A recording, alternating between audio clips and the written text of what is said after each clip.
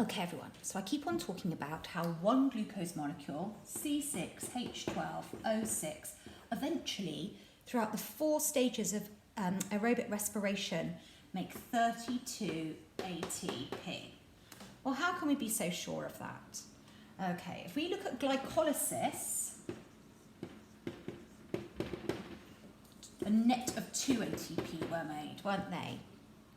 In the link reaction, none were made. And in the Krebs cycle, 2 ATP were made. So where the hell are the other 28 coming from? Well, it's all to do with the reduced NAD and the FAD. So you need to learn for every 1 reduced NAD, okay, we make 2.5 ATP.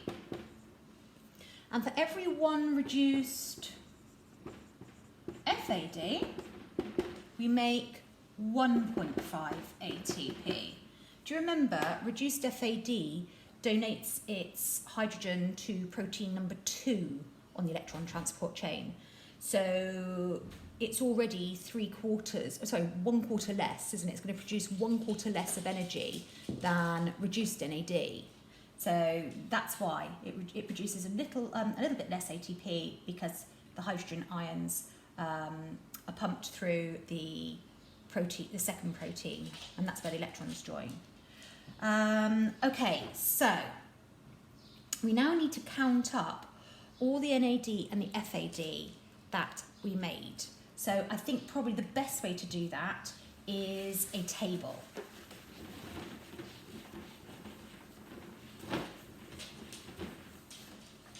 So let's have a look at our products of glycolysis.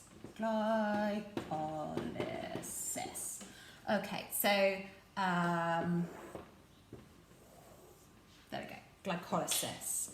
So we have, let's put total ATP there. So we know we made pyruvate. We're not going to include that because that's got nothing to do with ATP.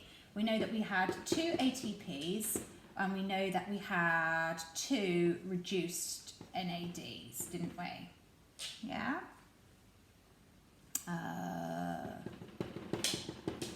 So 2 times 2.5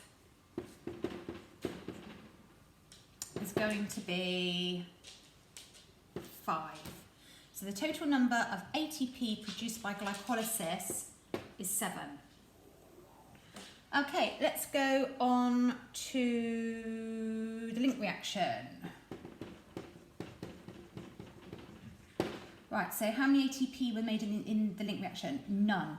How many reduced NAD? 2. 2 NAD, H plus. Okay, so again, we've got 2 times 2.5, because 2.5 molecules of ATP are produced by reduced NAD.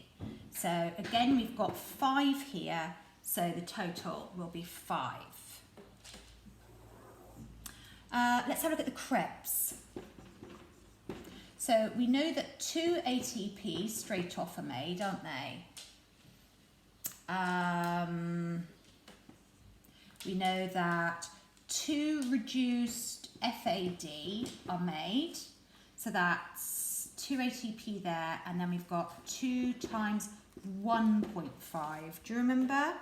FAD only produces 1.5 molecules of ATP, so that's going to be 3. And then we have 6 molecules of reduced NAD. So 6 times 2.5 is going to be 15. Carbon dioxide and oxoacetate and acetate and citrate, they're not involved in ATP. So how many have we got here then? We've got 20. All right. So if we add them all up properly, hopefully we have got 32. This is the nerve-wracking bit where I see whether or not I've made a mistake or not. So 7 plus 5 is 12. 12 plus 20 is 32. Yay! All right, so that's 32 molecules of ATP for every 1 molecule of glucose. If you found that confusing, don't worry, I'll do it again another date, all right? But I know I'm running out of time and I need to get this on for your lesson in a minute. Okay, next time I see you, we're going to be looking at why 32 molecules of ATP is actually just in theory. In reality, it's going to be a little bit less. And actually, do you remember I told you in lots of old textbooks, they say there's 38? That's because they used to think that for every molecule, for reduced FAD, you made 2 instead of 1.5. And for reduced NAD, you made 3 instead of 2.5. They then realised there was less. And then actually, in reality, there's even less than 32. And I'll tell you why. I'll tell you why 32 is only in theory. A little bit of ATP gets used up on the way, and there's a bit of leakage, and it's not as efficient as we would hope it to be.